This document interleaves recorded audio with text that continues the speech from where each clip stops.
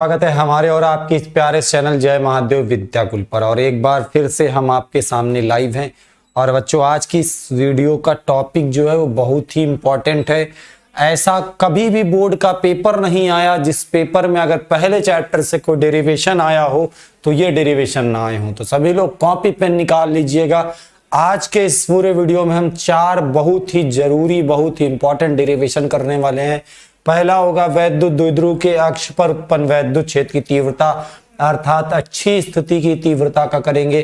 दूसरा हम डेरिवेशन करेंगे वैद्युत द्विध्रुव के निरक्ष पर उत्पन्न वैद्युत क्षेत्र की तीव्रता, अर्थात निरक्षीय स्थिति की तीव्रता का डेरिवेशन करेंगे।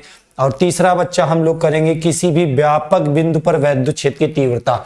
ये वाला फॉर्मूला जल्दी टीचर बताते नहीं है, और बताते भी हैं तो सिद्ध नहीं कराते, सीधे रटा देते हैं।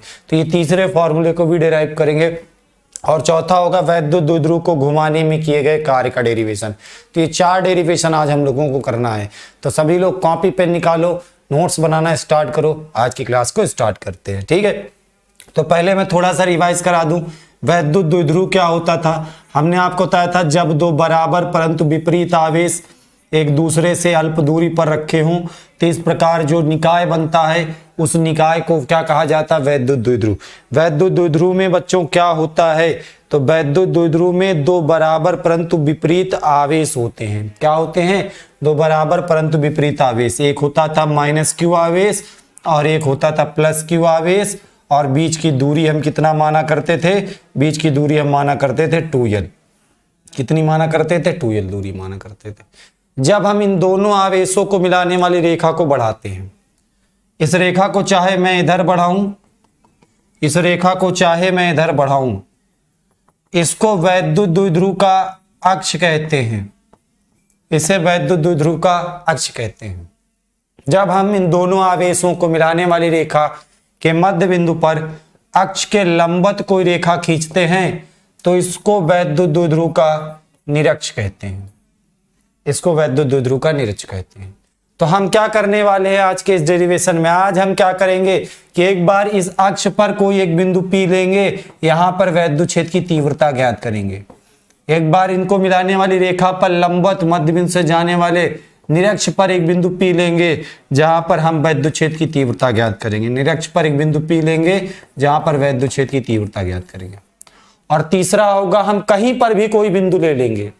हम इस पॉइंट से थीटा एंगल पर, इस पॉइंट से थीटा एंगल पर r दूरी पर यहां पर एक बिंदु P ले लेंगे, यहां पर वैद्युत क्षेत्र की तीव्रता निकालेंगे। तो आज के का लक्ष्य जो हमारा है वो ये है कि हम इन 3 बिंदुओं पर पहले वैद्युत क्षेत्र की तीव्रता का डेरिवेशन करने वाले हैं, ठीक है।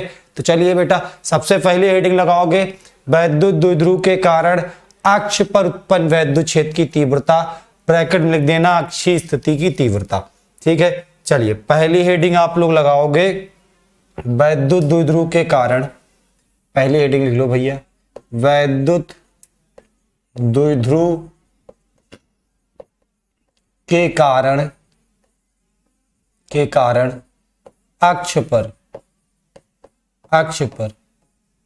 वैद्युत क्षेत्र की तीव्रता, वैद्युत क्षेत्र की तीव्रता जिसे हम कहते हैं अक्षीय स्थिति की तीव्रता, जिसे हम कहते हैं अक्षीय स्थिति की तीव्रता, ठीक है।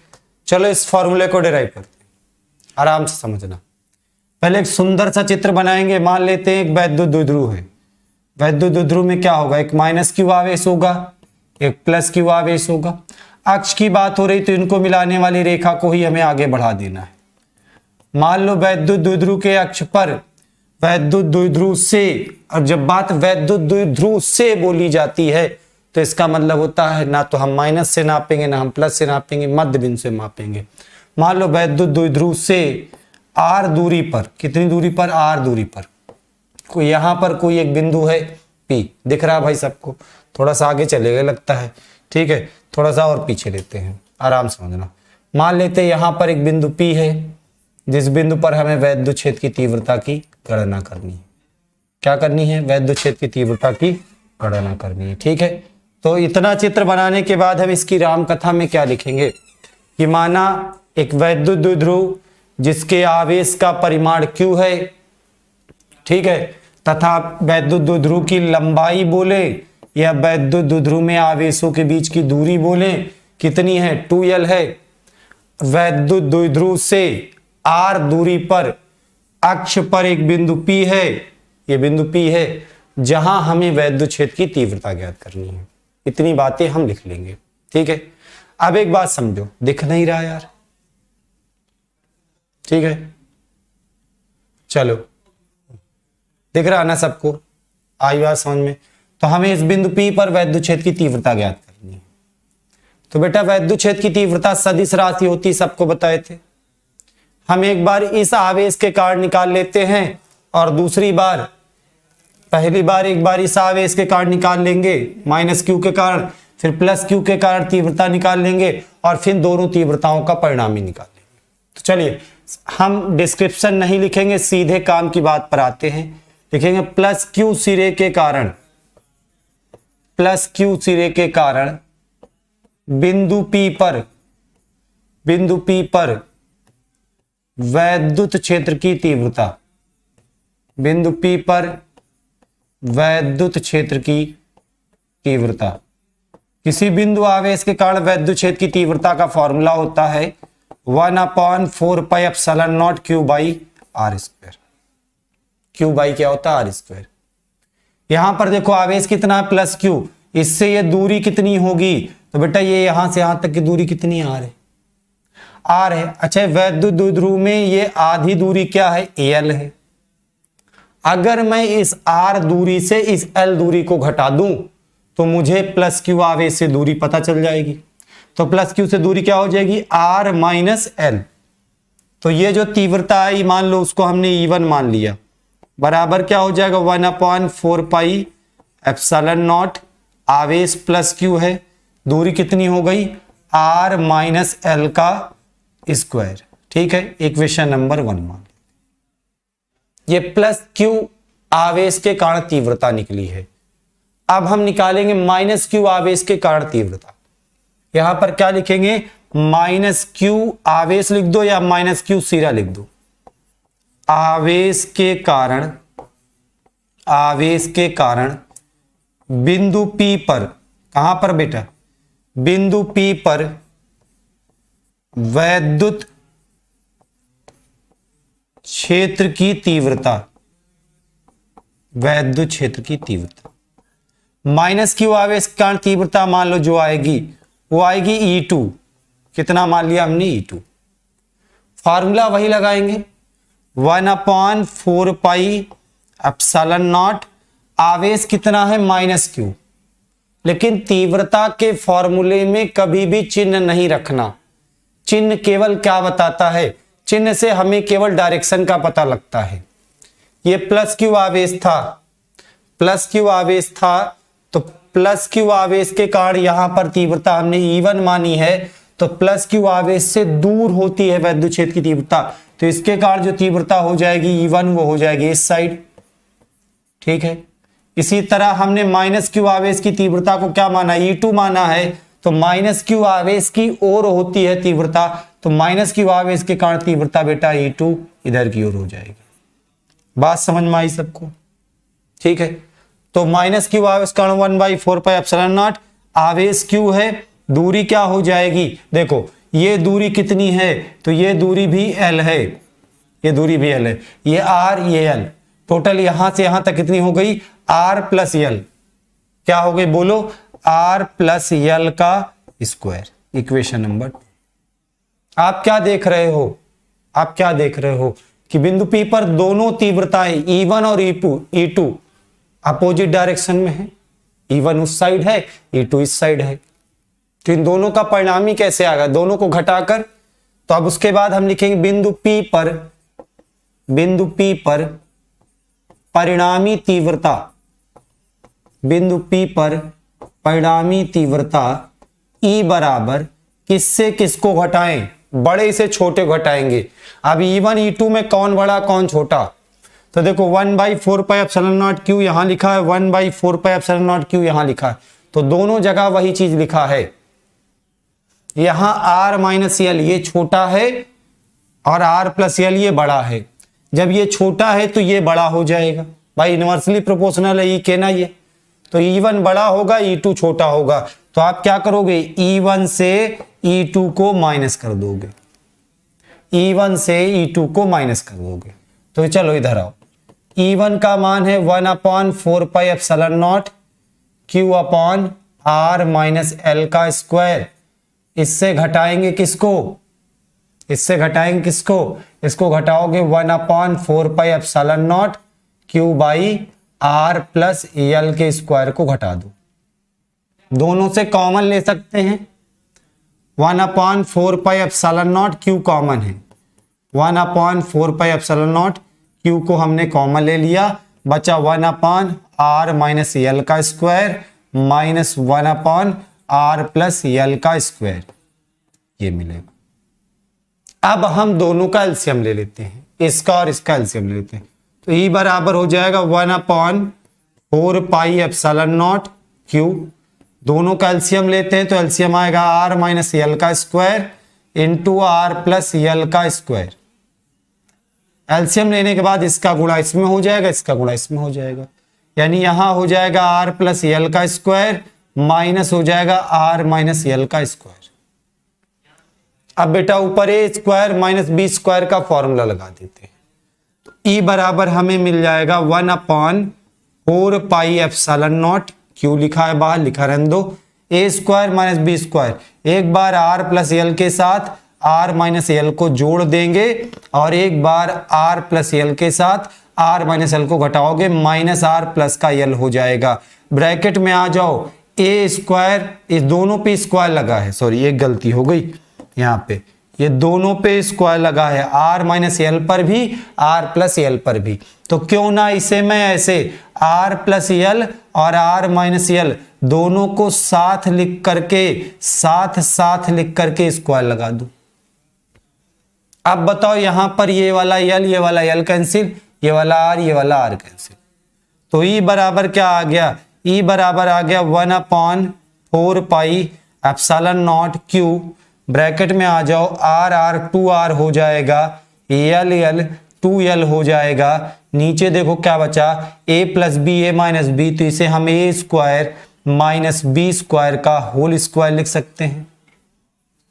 बेटा जब हमने इसकी डेफिनेशन बताई थी, वैद्युत द्विध्रुव की परिभाषा बताई थी, तो क्या बताया था, जब दो बराबर परंतु विपरीत आवेश अत्यंत अल्प दूरी पर रखे हो, यानी इस निकाय में बीच की ये जो दूरी 2L है ये बहुत छोटी दूरी होती है, तो जब 2L छोटी दूरी है तो उसका आधा L और छोटा होगा, और L पे अगर स्क्वायर लग गया तो बहुत छोटा है।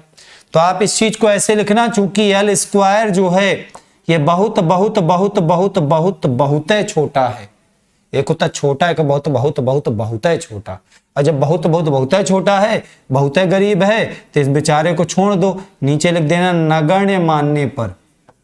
इसको क्या करने पर बताओ, नगण्य मानने पर, नगण्य माने इसको हम छोड़ देंगे। जब L स्क्वायर को छोड़ दोगे तो E बराबर क्या मिलेगा, 1/4πε0 Q, ब्रैकेट में आ जाओ 2R into 2L, 2R into 2L upon में R स्क्वायर पे स्क्वायर आ गया। एक काम करते हैं, 1/4πε0 लिखते हैं, Q और 2L को साथ में लिख लेते हैं, क्योंकि Q और 2L ये दोनों मिलकर के क्या हो जाते हैं, इनको बेटा कहा जाता वैद्युत द्विध्रुव आघूर्ण। क्या कहते हैं, वैद्युत द्विध्रुव आघूर्ण। बचा कितना, 2R बचा, अपॉन में R की पावर 4 हो गया, ये R कैंसिल हो गए, 3 पावर यहां बचेगी। अब E अक्षीय स्थिति का, यानी अक्ष पर जो वैद्युत क्षेत्र की तीव्रता आई वो कितनी आई, वो आ गई 1/4πε0 ये Q इंटू 2L को P कहते हैं, अपॉन में R क्यूब। तो अक्षीय स्थिति की तीव्रता का फॉर्मूला क्या बना, 1/4πε0 2P अपॉन में R क्यूब। ठीक है, जहां P क्या होता है, वैद्युत द्विध्रुव आघूर्ण। आई बात समझ में, नोट करें, ये हो गया वैद्युत द्विध्रुव के कारण अक्ष पर उत्पन्न वैद्युत क्षेत्र की तीव्रता का फॉर्मूला। आया समझ में, हाँ चलो टाइम फिक्स करो बेटा, बिल्कुल फिक्स होगा टाइम, परेशान ना हो। चलो हो गया, बहुत तेजी से पढ़ने वाले हैं, फिजिक्स में गियर लग चुका, गियर। देखना जो चीज तुम 5-5 चैप्टर में पढ़ते, 5-5 वीडियो में पढ़ते हो ना, वो एक वीडियो में खत्म होगी। चलो इतना समझ में आ गया सब लोगों के। तो वैद्युत द्विध्रुव के कारण अक्ष पर उत्पन्न वैद्युत क्षेत्र की तीव्रता हमने समझी, ठीक है। अच्छा हो गया। एक नोट पॉइंट यहां पर थोड़ा समझना, आपने देखा अभी अभी देखा ये माइनस क्यू आवेश है और बेटा ये प्लस क्यू आवेश है, ठीक है। हमने इसके अक्ष पर आर बिंदु पर देखा, आर बिंदु पर सॉरी आर दूरी पर जो बिंदु पी लिया, आर दूरी पर हमने ये जो बिंदु यहां पर लिया था पी, ठीक है। इस बिंदु पर हमने क्या देखा कि जो प्लस क्यू आवेश के कारण वैद्युत क्षेत्र की तीव्रता E1 थी वो इधर थी, और माइनस क्यू आवेश के कारण जो वैद्युत क्षेत्र की तीव्रता थी वो इधर थी, यानी प्लस क्यू की ओर, सॉरी माइनस क्यू की ओर, E2 इधर थी। और एक चीज आपने देखा कि E1 ग्रेटर देन E2 था, E1 ग्रेटर देन बताओ क्या था, E2 था। तो जो परिणामी तीव्रता होगी, परिणामी तीव्रता जो होगी E, ठीक है, उसकी डायरेक्शन क्या होगी, तो वो सदैव ज्यादा की ओर होगी। ज्यादा कौन है, E1, ठीक है, की दिशा बताओ क्या होगी, E1 की दिशा में, की दिशा क्या होगी, E1 की दिशा में, E1 की दिशा में अर्थात इस दिशा में, इस दिशा में। और ये दिशा याद करो किसकी है, वैद्युत द्विध्रुव आघूर्ण की दिशा, याद होगा हमने बताया था माइनस क्यू से प्लस क्यू की ओर होती है। तो जो वैद्युत द्विध्रुव आघूर्ण की दिशा होती है वही वैद्युत द्विध्रुव के कारण परिणामी वैद्युत क्षेत्र की भी दिशा होती है। इस बात को दिमाग में बैठाए रखना। नीचे चाहो तो लिख सकते हो क्या था, वैद्युत द्विध्रुव के कारण अक्ष पर उत्पन्न परिणामी वैद्युत क्षेत्र की तीव्रता वैद्युत द्विध्रुव की दिशा में होती है। जिस डायरेक्शन में वैद्युत द्विध्रुव होगा उसी दिशा में परिणामी तीव्रता भी होगी। आई बात समझ में? चलो हो गया सबका। नेक्स्ट हेडिंग लगाओगे, वैद्युत द्विध्रुव के निरक्ष पर उत्पन्न वैद्युत क्षेत्र की तीव्रता। अगली हेडिंग लगाओगे बेटा, वैद्युत द्विध्रुव के निरक्ष पर, कहां पर, निरक्ष पर उत्पन्न वैद्युत क्षेत्र की तीव्रता, निरक्ष पर उत्पन्न वैद्युत क्षेत्र की तीव्रता, या जिसको हम कहते हैं निरक्षीय स्थिति की तीव्रता, जिसको हम क्या कहते हैं, निरक्षीय स्थिति की तीव्रता, ठीक है। निरक्षीय स्थिति की तीव्रता का डेरिवेशन समझेंगे, आराम से समझना, जहां ना समझ में बताना। देखो एक माइनस क्यू आवेश है, दूसरा प्लस क्यू आवेश है, बीच का सेपरेशन, बीच की दूरी कितनी है, 2l, यही है। निरक्ष कहां होता है, दोनों आवेशों को मिलाने वाली रेखा के मध्य बिंदु से अक्ष पर लंबवत, मध्य बिंदु यहां पर कहीं होगा, इस पर जो लंबवत रेखा होगी ये वाली, ये जो रेखा होगी ये वैद्युत द्विध्रुव का निरक्ष होगी। मान लेते हैं इसके निरक्ष पर r दूरी पर यहां पर एक बिंदु है, मान लो P, जहां हमें वैद्युत क्षेत्र की तीव्रता की गणना करनी है, ठीक है। r दूरी पर हमने मान लिया एक बिंदु P है जहां हमें वैद्युत क्षेत्र की तीव्रता की गणना करनी है। ये r दूरी पर एक बिंदु P है जहां हमें वैद्युत क्षेत्र की तीव्रता की गणना करनी है। तो इतना चित्र बनाने के बाद आप इसका माना, फलाना, ढिकाना, डिस्क्रिप्शन पूरा लिखोगे। क्या लिखोगे मैं पढ़ा दे रहा हूं, बता दे रहा हूं, लिख लेना अपने से। देखो जब 11th-12th में कोई बच्चा आ जाता है तो हम उससे यही उम्मीद करते हैं, ठीक है, कि आप लोग ये सारी चीजें जो होती है डिस्क्रिप्शन वगैरह ये अपने से लिख लिया करोगे।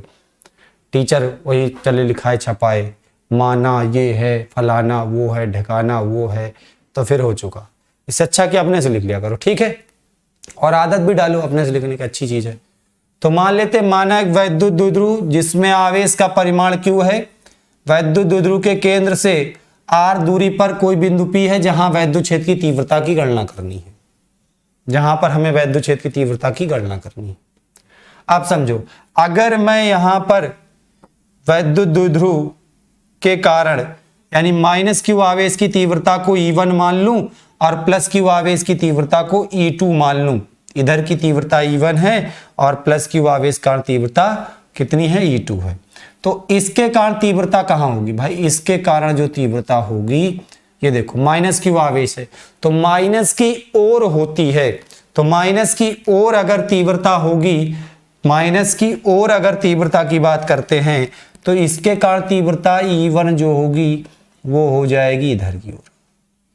ये डायरेक्शन बताओ किसकी हो जाएगी, ये डायरेक्शन हो जाएगी बेटा माइनस क्यू आवेश की तीव्रता E1 की, ठीक है। इसी प्रकार से ये जो धन आवेश है, इस धन आवेश के कारण बिंदु P पर वैद्युत क्षेत्र की तीव्रता कहां होगी, तो धन आवेश के कारण वैद्युत क्षेत्र की तीव्रता जो होती है वो धन आवेश से दूर होती है। धन आवेश यहां है, बात को समझना, धन आवेश यहां है और धन आवेश कारण यहां निकालें तो धन आवेश से दूर जाना है, यहां पर दूर जाना तो उधर जाओगे, तो धन आवेश के कारण जो वैद्युत क्षेत्र की तीव्रता होगी इस बिंदु पर वो हो जाएगी इधर की ओर, E2 की डायरेक्शन ये हो जाएगी। तो यहां पर आप क्या देख रहे हो कि E1 और E2 दो तीव्रताएं हैं जो कि ना तो सेम डायरेक्शन में है और ना ही अपोजिट डायरेक्शन में है, दोनों के बीच में एक एंगल बन रहा है। तो पहले एक काम करते हैं, पहले हम प्लस क्यू आवेश के कारण या माइनस क्यू आवेश कारण तीव्रता का मान निकालते हैं, फिर दिशा निर्धारण करके उनका परिणामी ज्ञात कर लेंगे। आई बात समझ में। लेकिन तीव्रता का जब सूत्र लगाओगे तो तुम्हें क्या चाहिए, Q/R², मतलब आवेश से दूरी चाहिए। तो इस आवेश से दूरी क्या होगी या इस आवेश से दूरी क्या होगी, इधर समझो भैया, ये दूरी R है, ये परपेंडिकुलर R है, टोटल 2L है, 2L का आधा इधर कितनी हो गई, L हो गई, और इधर भी कितनी हो गई, L हो गई। अगर ये L हो गई, ये R हो गई, तो ये दूरी क्या हो जाएगी, रूट में R² प्लस का L², पाइथागोरस जिंदाबाद। ये तो बताए थे, अंडर रूट कर्ण का स्क्वायर, अंडर रूट लंब का स्क्वायर प्लस आधार का स्क्वायर, यही कर्ण होता है, ठीक है। इसी तरह से उधर भी अप्लाई करोगे तो ये वाली दूरी भी कितनी आ जाएगी, रूट में R² प्लस का L²।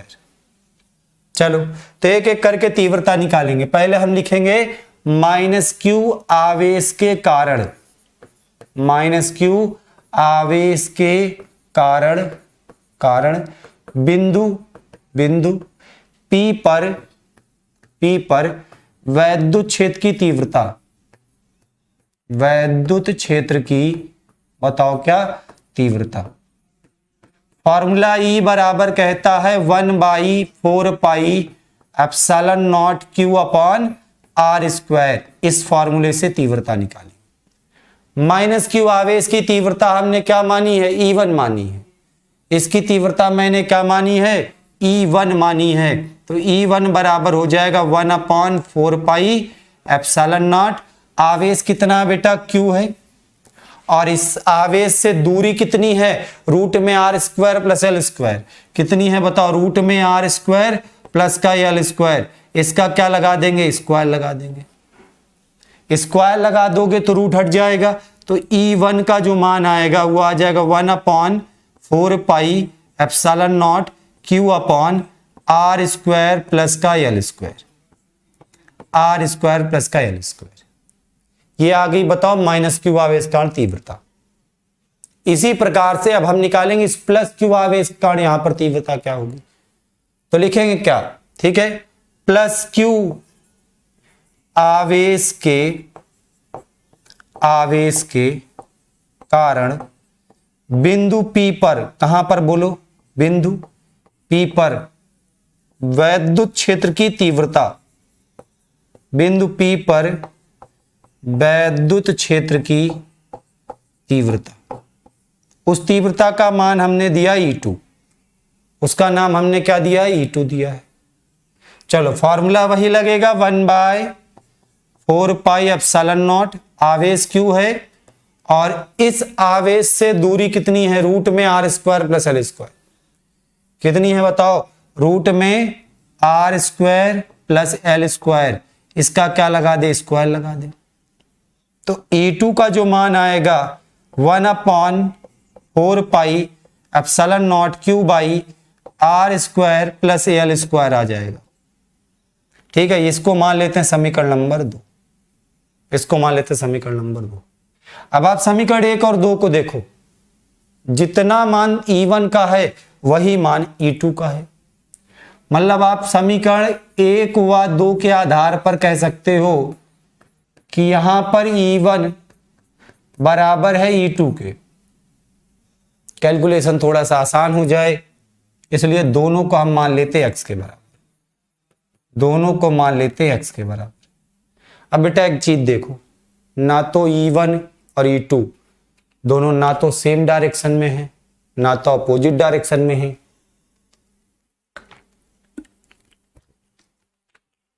बीच में एक एंगल बन रहा है। ठीक है, तो अब क्या किया जाए, तो हम एक काम करते हैं, कुछ देर के लिए इस पूरे एंगल को हम कुछ मान लेते हैं। कितना मान लेते हैं, हम मान लेते हैं 2 थीटा। दिख रहा है, इस एंगल को हम कितना मान लेते हैं भैया, इस एंगल को हम मान लेते हैं 2 थीटा। दिख रहा है ना भाई, 2 थीटा मैंने माना है, दिख रहा है। ठीक है, दिख रहा, मान लो 2 थीटा एंगल मान लेते हैं। अब एक बात बताओ सर, 2 थीटा तो आपने मान लिया, चलिए तो 2 थीटा अगर आपने मान लिया तो परिणामी तीव्रता का जो सूत्र लगाओगे यहां पर, सेम डायरेक्शन अपोजिट डायरेक्शन में होते तो मामला बन जाता, लेकिन यहां पर बीच में एंगल बन रहा तो तीव्रता का जो फॉर्मूला लगाएंगे रूट के अंदर E1 square plus E2 square plus 2E1 E2 cos theta. यहां पे क्या लगा देंगे, E1 square plus E2 square 2E1 E2 cos theta, ये लगाओगे। अब देखो E1 को भी आपने x माना है, E2 को भी x माना है, E1 भी x है, E2 भी x है। कॉस थीटा कितना है, theta means angle between E1 and E2। आपने कितना माना बच्चा, आपने उसे माना है 2 थीटा, 2 थीटा। अब एक बात बताओ कितना हो गया, देखो आराम समझना, 2x square plus 2x square 2x square और ब्रैकेट में सॉरी 2x स्क्वायर इंटू क्या बचा, cos 2 थीटा। दोनों से कुछ कॉमन दिख रहा आपको, आपने दोनों से 2x स्क्वायर कॉमन ले लिया, बचा कितना 1 plus cos 2 theta. cos 2 theta के 3 फार्मूले आपने पढ़े होंगे। पहला cos square theta minus sine square theta, दूसरा 2 cos स्क्वायर थीटा माइनस 1 और तीसरा 1 माइनस 2 साइन स्क्वायर थीटा। यहां पे कौन सा लगाएंगे, यहां ऐसा फॉर्मूला लगाएंगे जिससे ये 1 कैंसिल हो जाए। ठीक है, तो E बराबर हम लगा देते हैं रूट के अंदर, देखो 2x स्क्वायर लिखा रहने दो, 1 प्लस cos 2 थीटा को हम लिखेंगे 2 cos स्क्वायर थीटा माइनस 1। अब बेटा ये वाला +1 ये वाला -1 कैंसिल हो जाएगा, देन E इक्वल्स टू हो जाएगा रूट के अंदर, बताओ 2 दूना 4 x square cos square theta. तो E की जो वैल्यू आ गई वो आ गई 2x cos थीटा। कितनी आ गई बताओ, 2x cos थीटा। कितनी आ गई, 2x cos थीटा। ठीक है, 2x cos थीटा। आ जाओ अब E बराबर आ जाओ 2 इंटू एक्स, एक्स माने E1 या E2, जो E1 है वही E2 है वही x है, तो कितना है 1/4 pi epsilon not Q by R square plus L square. क्या रख देंगे 1/4 pi epsilon not Q by R square plus का एल स्क्वायर। ये किसका मान है, ये x का मान है, इंटू कॉस थीटा है। अब देखो आपने तो सर 2 थीटा माना था इस एंगल को, ठीक है बेटा, अगर 2 थीटा है और मैं यहां पर ये जो ट्रायंगल का बेस है, ये वाला जो आधार है, इस आधार के समांतर यहां पर एक लाइन खींच दूं। आराम से समझना मैं क्या कह रहा हूं, मैं कह रहा हूं कि ये जो आधार है इसके समांतर एक लाइन खींच दूं तो ये एंगल जो 2 थीटा था ये 2 बराबर भागों में बढ़ जाएगा, थीटा एंगल इधर हो जाएगा, थीटा एंगल इधर हो जाएगा, दोनों का एंगल थीटा थीटा हो जाएगा। अब बात समझो, जब दो लाइन पैरेलल हो, तीसरी लाइन काट रही हो, तो ये एंगल और ये एंगल बराबर होते हैं। इनको बेटा कहते हैं एकांतर कोण। क्या कहते हैं? एकांतर कोण कहते हैं। आई बात समझ में? तो यहां पर अगर ये इतना एंगल थीटा है, तो आप देख रहे हैं कि ये लाइन और ये लाइन पैरेलल है, ये दोनों लाइन पैरेलल हैं, ये तिर्यक काट रही है, ये दोनों पैरेलल हैं, ये तिर्यक काट रही है, ये थीटा है, तो ये यहां का एंगल ये वाला जो होगा ये भी थीटा होगा। आई बात समझ में? ये भी कितना होगा? थीटा। आपको किसकी वैल्यू चाहिए? आपको कॉस थीटा की वैल्यू चाहिए। कॉस थीटा की वैल्यू हम इस कोपचे में निकाल देते, समझ जाना, इतने बड़े कोपचे में बता देंगे, ठीक है? कॉस थीटा की वैल्यू, कॉस थीटा का फॉर्मूला क्या होता? आधार बटे कर्ण। क्या होता? आधार बटे कर्ण। तो आधार कितना यहां पर यल है और कर्ण कितना है? रूट में आर स्क्वायर प्लस का यल स्क्वायर। कॉस थीटा की वैल्यू बताओ क्या हो जाएगी? आधार में यल है और कर्ण क्या है? रूट आर स्क्वायर प्लस का यल स्क्वायर। ठीक है, तो ये हो गया कॉस थीटा। तो 2 की वैल्यू हम 2 रखा, फिर x का मान रखा, इनटू क्या रखना है? Cos theta. और कॉस थीटा की वैल्यू क्या है? यल अपॉन रूट में आर स्क्वायर प्लस का यल स्क्वायर। यही है ना? ठीक है। अब यहां से देखो, गौर समझना, 2 इंटू 1 बाई, एक काम करते हैं, इस 2 को एडजस्ट करा देते हैं, 1 by 4 pi epsilon not Q, 2 को एल के साथ एडजस्ट, क्यू इंटू 2l कर दिया, अपॉन में आ जाओ, R square plus L square की पावर 1 है, R square plus L square की पावर 1 है। रूट का मतलब होता है बेटा 1/2, रूट एक्स लिखा है, इसका मतलब क्या हुआ? एक्स की पावर 1/2। तो 1 प्लस 1/2 पावर कितनी हो जाएगी? 3/2 पावर। फिर वही बात सर, कौन सी? अरे भैया बाबू साहेब, दोनों आवेशों के बीच की जो दूरी है वो अत्यंत अल्प है, बहुत छोटी है। जब वो दूरी छोटी है तो एल स्क्वायर बेचारा बहुत गरीब होगा, छोड़ दो इसको यार, लेकिन एल स्क्वायर बहुत बहुत बहुत बहुत बहुत गरीब है। और जब बहुत गरीब है तो इसको नगण्य मानने पर, इसको क्या करने पर? नगण्य मानने पर। इतना आप नोट करें तो फिर मैं आगे बढ़ता हूं। स्क्रीनशॉट ले लिया करो भाई, इतना नोट कर लो सब लोग फटाफट, इसीलिए साइड हट जाते हैं ताकि आप पूरा नोट कर लियो करो। ठीक है, हो गया सबका? तो इसको हम नगण्य मान लेंगे। इसको जब हम नगण्य मान लेंगे तो निरक्षीय स्थिति की जो तीव्रता का फॉर्मूला बनेगा वो बन जाएगा 1 अपॉन, क्या बन जाएगा बताओ? 1/4 पाई एप्सिलॉन नॉट, क्या था देखो, Q into 2l, Q into 2l upon में R square plus L square था, एल स्क्वायर को तो सर आपने त्याग दिया, 3/2 लिख दिया। ठीक है, अब एक बात बताओ, निरक्षीय स्थिति की तीव्रता, ठीक, निरक्षीय स्थिति की तीव्रता 1/4 पाई एप्सिलॉन नॉट क्या हो गया? Q इंटू 2l को P कहते हैं, अपॉन में स्क्वायर पावर पे पावर, तो पावर पावर कैंसिल हो जाएगी, 2 P/r³। निरक्षीय स्थिति की तीव्रता का फॉर्मूला क्या बन गया? 1/4 पाई एप्सिलॉन नॉट P/r³। आई बात समझ में? अब यहां पे एक नोट पॉइंट लिख लेना, इसकी डायरेक्शन कहां होती है, डायरेक्शन को थोड़ा गौर समझना। आपने देखा ये -q आवेश है, कुछ दूरी पर +q आवेश है, और हमने इसके निरक्ष पर यहां पर बिंदु लिया, तो हमें क्या क्या दिखाई दिया, आराम समझना। हमने देखा कि जो -q के कारण तीव्रता होगी वो -q की ओर अर्थात ये होगी, जो +q के कारण तीव्रता होगी वो +q से दूर अर्थात ये होगी।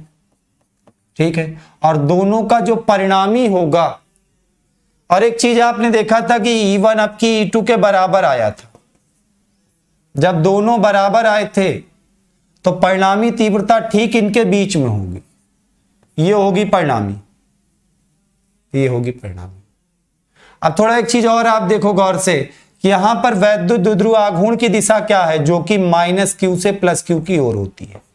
ये है -q से +q की ओर है, इधर की ओर। और यहां पर आप देख रहे हो कि वैद्युत क्षेत्र की तीव्रताओं का जो परिणामी आया वो इसके ठीक विपरीत है। अर्थात निरक्षीय स्थिति में जो परिणामी तीव्रता होती है वो वैद्युत द्विध्रुव आघूर्ण के विपरीत दिशा में होती है उस बिंदु पर। याद रखना है इसको, ठीक है? याद रहेगा ना इतना सब कुछ? नोट कर लिए, आगे बढ़े भाई। ठीक है, ये निरक्षीय स्थिति की तीव्रता का फॉर्मूला हो। एक नोट पॉइंट और लिखोगे, एक नोट पॉइंट और लिखो। अगला नोट पॉइंट क्या होगा? आपने देखा वैद्युत द्विध्रुव के कारण अक्ष पर जो तीव्रता आई वो आई 1/4πε0 2p/r³। इसको माने क्वेश्चन नंबर 1। आपने देखा निरक्ष पर जो वैद्युत क्षेत्र की तीव्रता आई वो कितनी आई? 1/4πε0 p/r³। अगर आप दोनों को तुलना करो, दोनों की क्या करो? तुलना करो। क्या देख रहे हो? अक्ष वाला 2p है और निरक्ष वाला केवल p है। इसका मतलब हुआ जो अक्ष की तीव्रता होती है, निरक्ष की तीव्रता की, अक्ष की जो तीव्रता होती है वो निरक्ष की तीव्रता की ठीक 2 गुनी होती है। ठीक, चलो बेटा, कोर्स हमसे है, हम कोर्स से नहीं है। जब चाहेंगे, जैसे चाहेंगे, जहां चाहेंगे खत्म कर देंगे। ठीक, कोर्स की टेंशन ना लिया करो। इतिहास गवाह है, ऑनलाइन ऑफलाइन हर जगह जहां भी पढ़ाया कोर्स को जब चाहे पूरा किए हैं। ठीक है, हो गया इतना। अगली हेडिंग लगाओगे, वैद्युत द्विध्रुव के कारण किसी भी बिंदु पर उत्पन्न वैद्युत क्षेत्र की तीव्रता। वैद्युत द्विध्रुव के कारण किसी भी बिंदु पर, बहुत इंपॉर्टेंट डेरिवेशन है भाई वाला। हेडिंग लगा लो, वैद्युत द्विध्रुव के कारण किसी भी बिंदु पर, किसी भी बिंदु पर वैद्युत क्षेत्र की तीव्रता, किसी भी बिंदु पर वैद्युत क्षेत्र की तीव्रता। ये डेरिवेशन आराम से समझना, एकदम आराम से, एकदम आराम से। ठीक है, पिछले स्टूडेंट हो, ठीक है बेटा, पढ़ लो, तुम परेशान ना हो। पिछले हो तो कोई बात नहीं, नए हो जाओ। अब तो -q है, यहां +q है, ये इनका सेंटर है O। ये इनका सेंटर बताओ कितना है? O है। हमें मान लो इसके केंद्र से R दूरी पर यहां पर एक बिंदु P दिया गया है, जहां पर एक बिंदु P दिया गया है जहां पर वैद्युत क्षेत्र की तीव्रता की गणना करनी है। वैद्युत क्षेत्र की तीव्रता की गणना करनी। आई बात समझ में? क्या करनी बताओ? वैद्युत क्षेत्र की तीव्रता की गणना करनी है बिंदु P पर। अब आराम से समझना, पहले इतना चित्र बना लोगे, उसके बाद इसका माना फलाना लिख देना, बीच का सेपरेशन वही होगा 2l। ठीक है, तो लिखोगे माना एक वैद्युत द्विध्रुव जिसका आवेश q और वैद्युत द्विध्रुव की लंबाई 2l है, के केंद्र O से थीटा कोण पर, केंद्र O से थीटा कोण पर R दूरी पर कोई बिंदु P है जहां पर हमें वैद्युत क्षेत्र की तीव्रता की गणना करनी है। क्या करनी है? वैद्युत क्षेत्र की तीव्रता की गणना करनी है। बेटा, कोई वैद्युत द्विध्रुव के वैद्युत द्विध्रुव आघूर्ण की दिशा क्या होती है? माइनस से प्लस की ओर। मतलब यहां पर जो वैद्युत द्विध्रुव आघूर्ण होगा उसकी दिशा ये होगी। वैद्युत द्विध्रुव आघूर्ण क्या होगा? इसकी दिशा ये होगी। अब इस वैद्युत द्विध्रुव आघूर्ण के 2 घटक बन जाएंगे। एक घटक बनेगा थीटा कोण पर, जिससे थीटा जुड़ा हुआ है इस दिशा में। इस दिशा का जो घटक होगा जिससे थीटा जुड़ा होता है वो घटक किसके पदों में होता है? तो वो घटक होता है कॉस के पदों में। तो ये घटक हो जाएगा p cos थीटा। आपको पता होगा अगर वेक्टर ए है थीटा एंगल पर उसका मान निकालते हैं तो वो मान क्या होता है ए कॉस थीटा। ठीक है, तो अगर ये वेक्टर इधर वेक्टर पी है तो इधर थीटा एंगल पर इसका मान पी कॉस थीटा, और इसका जो परपेंडिकुलर घटक होगा ये वाला, ये क्या हो जाएगा पी साइन थीटा। क्या हो जाएगा पी साइन थीटा, ये हो जाएगा पी साइन थीटा। थोड़ा आराम से समझिएगा। मैं कह रहा था वैद्युत द्विध्रुव आघूर्ण की दिशा क्या होती है, तो वैद्युत द्विध्रुव आघूर्ण की दिशा सदैव माइनस से प्लस की ओर होती है। कहां होती है माइनस से प्लस की ओर, ये होगी वैद्युत द्विध्रुव आघूर्ण पी की दिशा। ठीक है, इससे थीटा एंगल पर पी का मान क्या हो जाएगा पी कॉस थीटा, और उसके ठीक परपेंडिकुलर 90 डिग्री पर यह दिशा में मान क्या हो जाएगा पी साइन थीटा। अब आप थोड़ा सा ये पूरा सिस्टम भूल जाओ। आपके पास दो डाइपोल मूवमेंट के कंपोनेंट हैं, दो घटक है। एक घटक है बच्चों पी कॉस थीटा और एक घटक है पी साइन थीटा।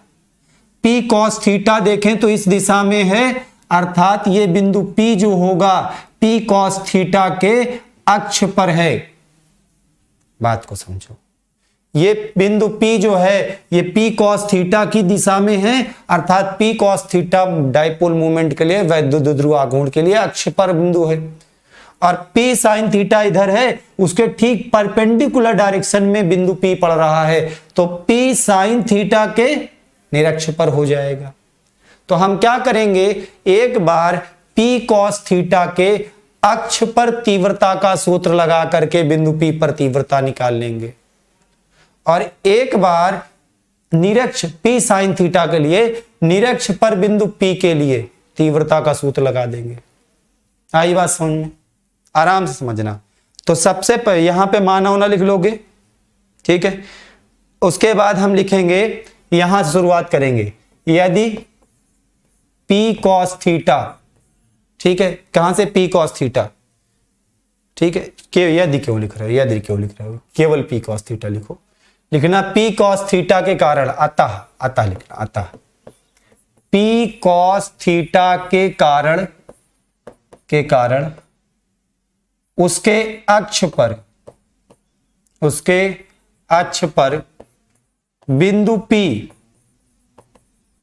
P पर वैद्युत क्षेत्र की तीव्रता, बिंदु P पर वैद्युत क्षेत्र की तीव्रता, इस तीव्रता को मान लेते E1। अच्छा, किसी वैद्युत द्विध्रुव के कारण, बेटा यहां P cos थीटा कोई चार्ज नहीं है, वे एक वैद्युत द्विध्रुव है, खुद वैद्युत द्विध्रुव आघूर्ण है, ठीक है। अक्ष पर तीव्रता का फॉर्मूला अभी आपने डिराइव किया 1/4 पाई एप्सिलॉन 2p/r³, 2p/r। यहां P नहीं है, यहां P cos थीटा है।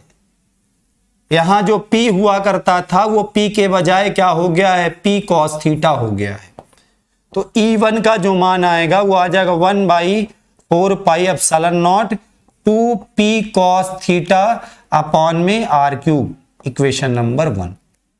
कितना आ जाएगा, 2p cos theta upon r³। इसकी डायरेक्शन कहां होगी सर, अभी मैंने आपको दिखाया था, देखिए अभी मैंने आपको दिखाया था कि ये देखो कि जिस दिशा में अक्षीय स्थिति के लिए, जिस दिशा में वैद्युत द्विध्रुव आघूर्ण होता है उसी दिशा में परिणामी की दिशा भी होती है। तो जिस दिशा में वैद्युत द्विध्रुव आघूर्ण होगा, वैद्युत द्विध्रुव आघूर्ण की दिशा ये है, तो परिणामी इसका E1 जो आया वो भी इसी डायरेक्शन में हो जाएगा। तो P cos थीटा जो डाइपोल मूवमेंट है, इसके कारण जो इंटेंसिटी होगी वो हो जाएगी E1 इस डायरेक्शन में। दूसरा वैद्युत द्विध्रुव आघूर्ण है हमारे पास P sin थीटा, और P sin थीटा के निरक्ष पर बिंदु P पड़ रहा है, तो आप लिखोगे क्या, अतः P sin थीटा के कारण उसके निरक्ष पर, कहां पर बच्चों, निरक्ष पर वैद्युत क्षेत्र की तीव्रता, निरक्ष पर वैद्युत क्षेत्र की तीव्रता। अब बताओ, किसी वैद्युत द्विध्रुव आघूर्ण के कारण निरक्ष पर वैद्युत क्षेत्र की तीव्रता मान लो E2 है, क्या होती है 1/4πε0 P/r³। P/r³। अब देखो यहां पर P नहीं है, ये P sin थीटा है। P नहीं है, P के नहीं बल्कि ये P sin थीटा है। तो इस वैद्युत द्विध्रुव आघूर्ण के कारण जो वैद्युत क्षेत्र की तीव्रता होगी E2 वो हो जाएगी 1/4πε0 P sin थीटा अपॉन में r³। इसको मान लो इक्वेशन नंबर 2। ये P cos थीटा की तीव्रता हो गई और ये P sin थीटा की तीव्रता हो गई। इसकी डायरेक्शन कहां होगी? अभी मैंने आपको दिखाया निरक्ष पर तीव्रता की दिशा, कि निरक्ष का अगर डाइपोल मोमेंट इस साइड है, बाहर की ओर है, तो इसके कारण जो परिणामी तीव्रता उस डाइपोल मोमेंट की डायरेक्शन के अपोजिट होती है उस बिंदु पर। अब आराम से आ जाओ, अपोजिट होती है ना भैया। तो यहां पर एक बात बताओ कि dipole moment P sin theta इधर है, इसके निरक्ष पर बिंदु P यहां है, तो इसकी दिशा उल्टा। नहीं समझे? अरे मेरे भाई समझो यार, समझने की कोशिश करो। P sin थीटा इधर, तो बिंदु P पर जो तीव्रता होगी वो इधर, किधर? ऐसे zoom zoom zoom zoom, E2 इधर हो गई, E2 इधर हो। आई बात समझ में? चलो भाई, बिंदु P पर आप दो तीव्रताएं निकालिए, E1 और E2। बीच में एंगल कितना है? 90 का। अब आप लिखोगे बिंदु P पर परिणामी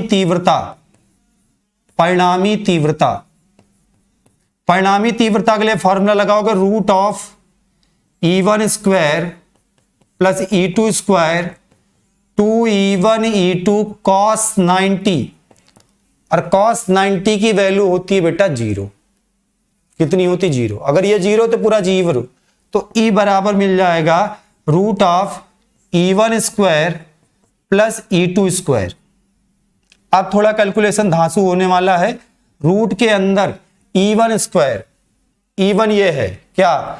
1/4πε0 2P cos थीटा अपॉन में r³ का स्क्वायर लगा दो। E2 कितना है? E2 ये है 1/4πε0 P sin theta upon r³ का स्क्वायर लगा दो। अब एक थोड़ा सा दिमाग लगा कैलकुलेशन करना तो बहुत आसान होगा, नहीं जूझ जाओगे। ठीक, तो E बराबर क्या आ गया बताओ?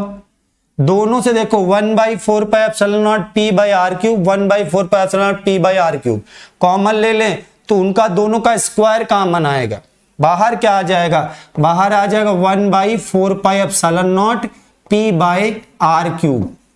बेटा रूट के अंदर यहां बचेगा 2 cos थीटा का स्क्वायर, 2 cos थीटा का स्क्वायर, और इसमें क्या बचेगा? यहां बचेगा केवल और केवल, बताओ क्या? साइन थीटा का स्क्वायर। यहां बचेगा साइन थीटा का स्क्वायर। इतना समझ में आ गया होगा। स्क्रीनशॉट ले लो, फिर आगे बढ़ते हैं। स्क्रीनशॉट ले लो इसका।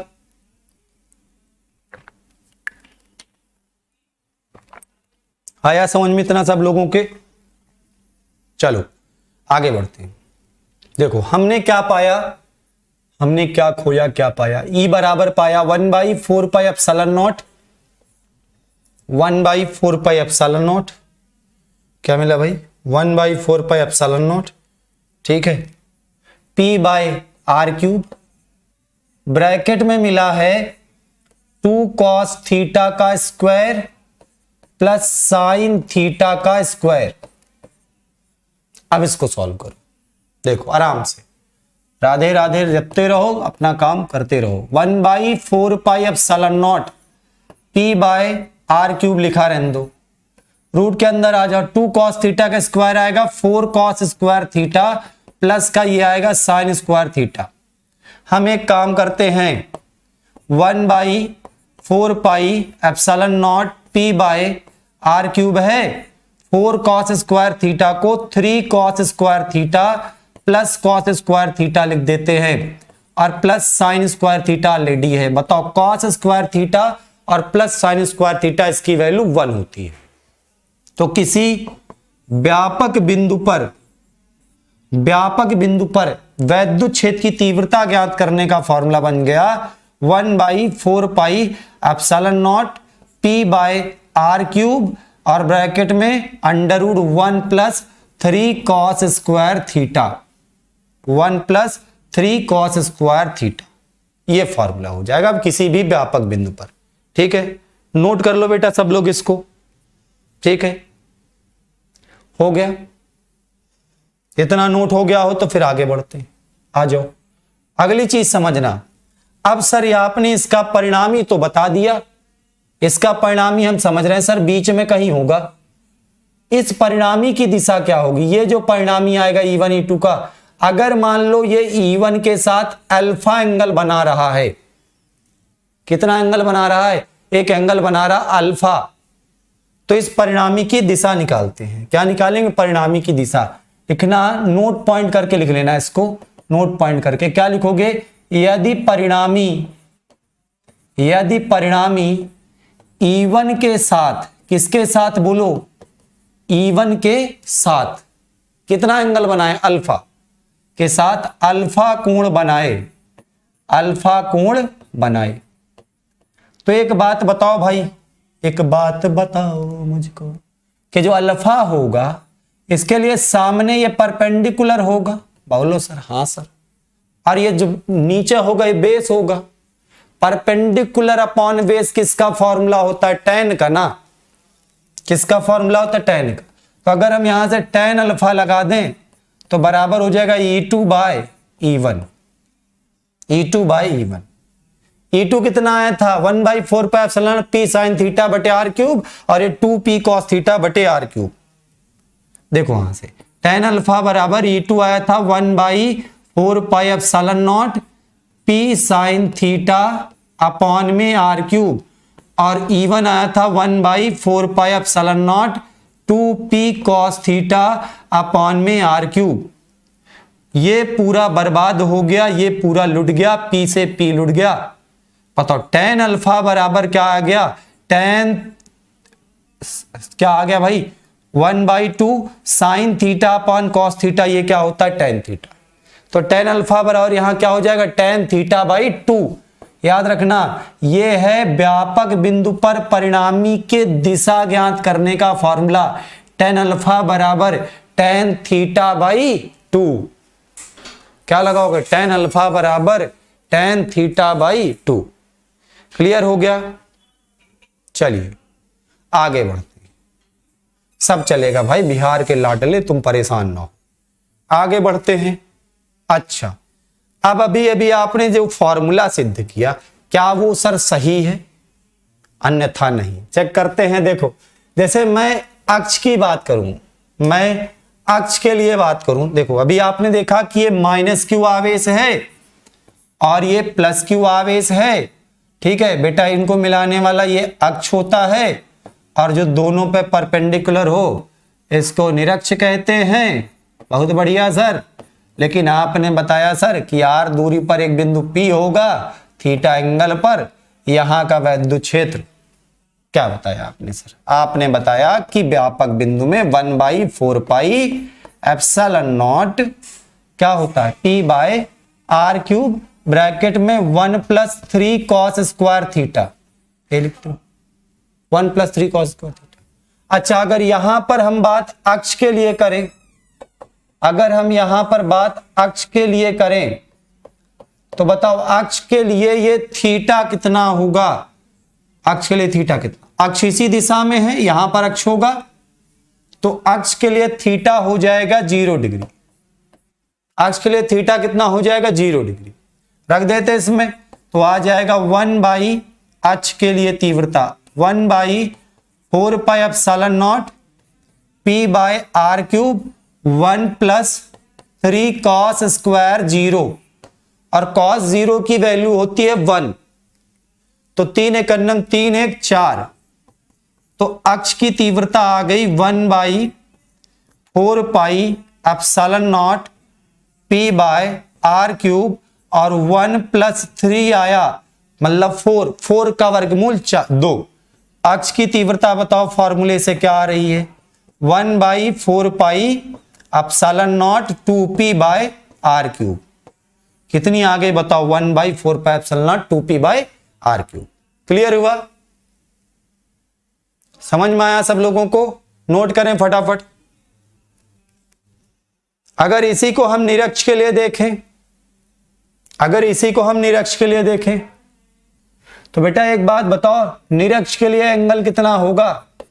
निरक्ष के लिए अगर हम देखें तो सर निरक्ष के लिए एंगल ये वाला थीटा कितना बन जाएगा? 90 डिग्री का ना।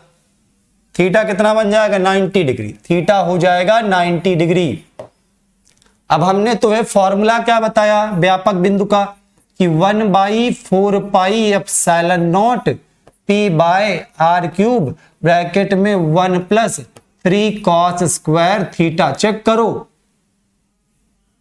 करो थीटा प्लेस पे 90 रख देंगे तो ई निरक्ष का जो आएगा बच्चे वो कितना आ जाएगा? 1/4 epsilon nought p by R cube in bracket 1 + 3 cos square 90 and the value of cos 90 is 0।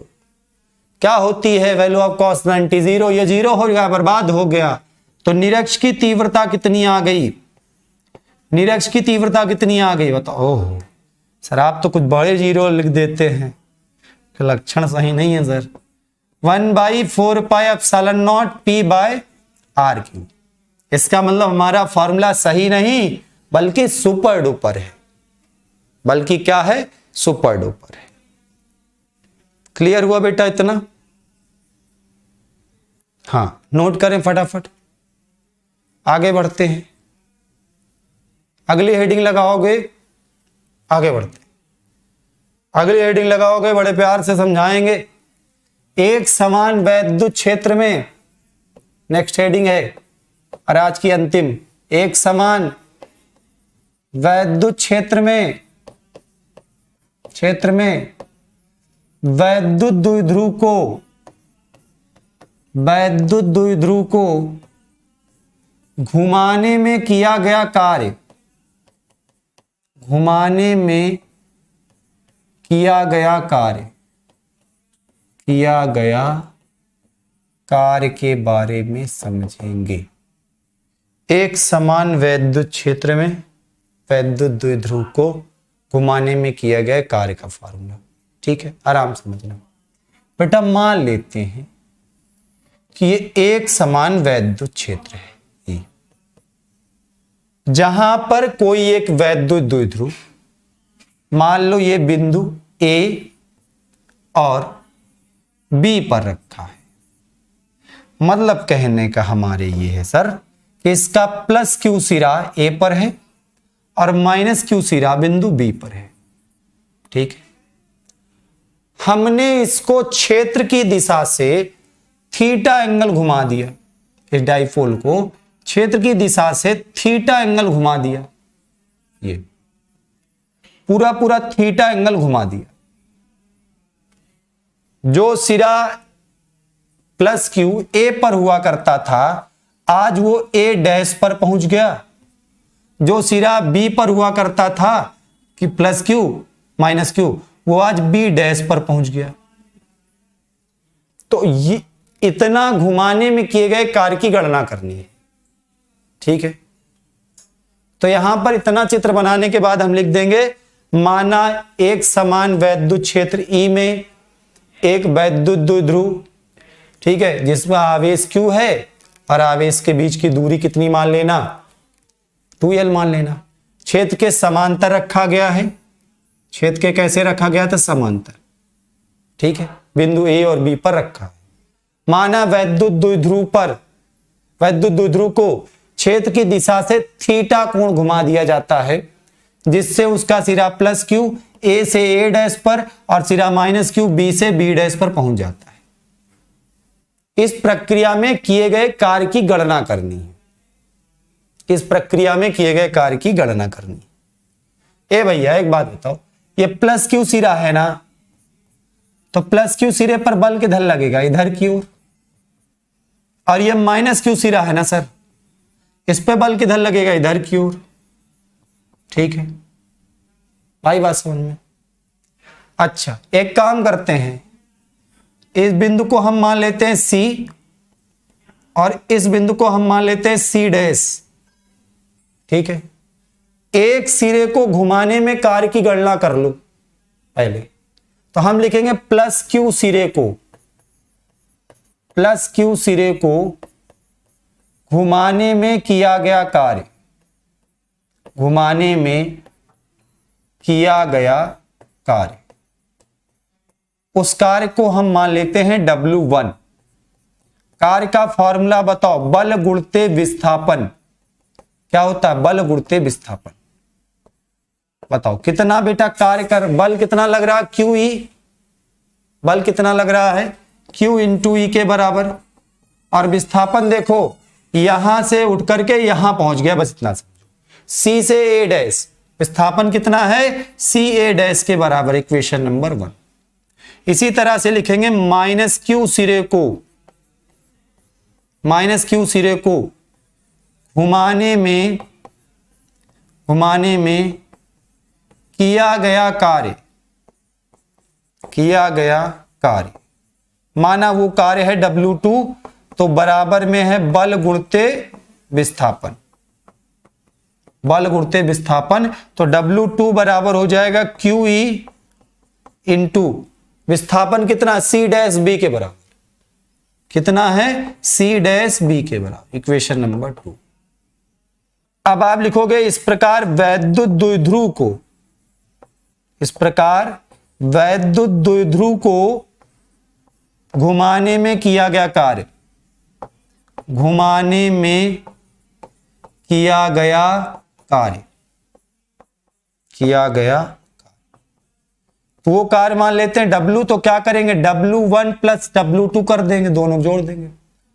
तो W बराबर बताओ W1 कितना है, W1 है QE into CA dash, plus W2 कितना है QE into C dash B, QE into C dash B। अब एक बात बताओ, दोनों से QE कॉमन है, तो हमने QE कॉमन ले लिया, बचा कितना, बचा C dash A plus C dash B। अब अगर आप चित्र को गौर से देखोगे, आराम से समझना, तो जितना C डैश CA होगा, सॉरी CA हो, CA डैश है, CA डैश है, ये C डैश B डैश लिखना चाहिए यहां पे, C डैश B डैश। ठीक है, C डैश B डैश। तो जितना CA डैश होगा इधर वाला विस्थापन, उतना इधर का C डैश B डैश होगा। अब एक बात बताओ, तो हम एक काम कर सकते हैं कि जहां पर हमने C डैश B डैश लिखा वहां CA डैश लिख दें, तो 2 बार हो जाएगा। तो W बराबर हो गया 2QE CA डैश। अब बेटा तुम्हें CA डैश का मान चाहिए, बताओ ये लंबाई कितनी होगी, L होगी, वैद्युत द्विध्रुव का आधा है।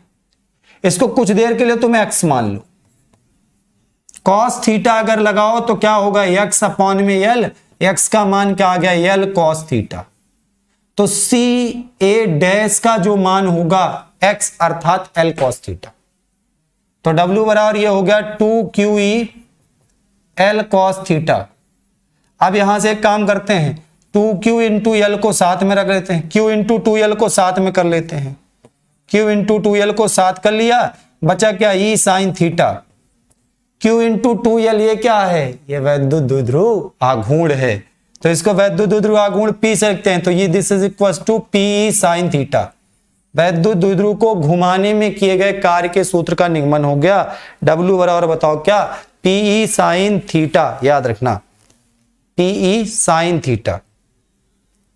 कुछ गड़बड़ हो गया यार, ओहो ओहो ओहो, कुछ गड़बड़ हो गया लगता है।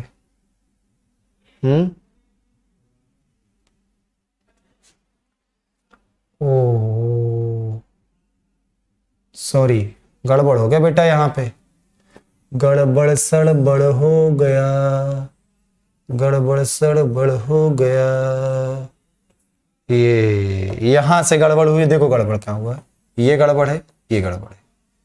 विस्थापन होगा बेटा सी ए, कितना होगा सी ए। इस सिरे का विस्थापन कितना होगा सी डैश बी। तो यहां का क्या होगा बताओ, सी ए, यहां का सी डैश बी, मैं वो गड़बड़ कर दिया। यहां का विस्थापन होगा सी ए और यहां का सी डैश बी, ठीक है। अब बताओ क्यू ई कॉमन लिया तो बताओ कितना बचेगा, इधर सी ए इधर सी डैश बी, सी ए प्लस सी डैश बी। अब आप समझो गौर से, आराम से समझना, ये भी वो गलत लगाए हैं, ठीक है, थोड़ा सा गड़बड़ी हो गई, सॉरी बेटा सबको, ठीक है। तो यहां से W बराबर बताओ क्यू ई, सी ए जितना बराबर उसका सी डैश बी होगा, तो इसे हम 2CA लिख सकते हैं। तो W बराबर आ जाएगा क्यू ई 2QE इंटू सी ए। अब सी ए का मान निकालना, सी ए यहां से यहां तक। तो बेटा पहले आप इसको निकाल लो, किसको बता रहे हैं, देखो यहां से यहां तक ये दूरी इसको निकाल लो भाई, टोटल तो पता है L है, तो सी ए बराबर क्या हो जाएगा L माइनस एक्स, क्या हो जाएगा बताओ, ये पूरा L है उसमें से x कटा दिया, सी ए निकला है। अब x कितना होगा सर, तो x के लिए लगाओ साइन, कौन सा फार्मूला लगाओगे, कॉस थीटा, आधार बटे कर्ण ना, तो कॉस थीटा लगाओ तो x बाई एल, तो x का मान आ गया L कॉस थीटा, तो सी ए का मान हो जाएगा L minus L cos theta. आप चाहें तो L कॉमन ले लें, 1 माइनस कॉस थीटा, तो W बराबर हो जाएगा 2QE और ये आ गया 1 minus cos theta into L. L और Q को साथ में कर लो, तो Q इंटू 2L को मैंने साथ कर दिया, बचा E 1 minus cos theta. Q into 2L को क्या कहते हैं, वैद्युत द्विध्रुव आघूर्ण P E sine theta, sorry PE, और ब्रैकेट में क्या लिखोगे 1 माइनस कॉस थीटा। तो ये हो जाएगा एक समान वैद्युत क्षेत्र में वैद्युत द्विध्रुव को घुमाने में किया गया कार्य। आई बात समझ में? तो आज के लिए इतना ही रखते हैं, अपना ख्याल रखो, पढ़ाई लिखाई करते रहो, पढ़ते रहो। Class 12th physics in Hindi by Mukesh sir, एक प्लेलिस्ट बनी हुई है, वहां से जाकर के आप इस साल के अपडेटेड फिजिक्स पढ़ सकते हो।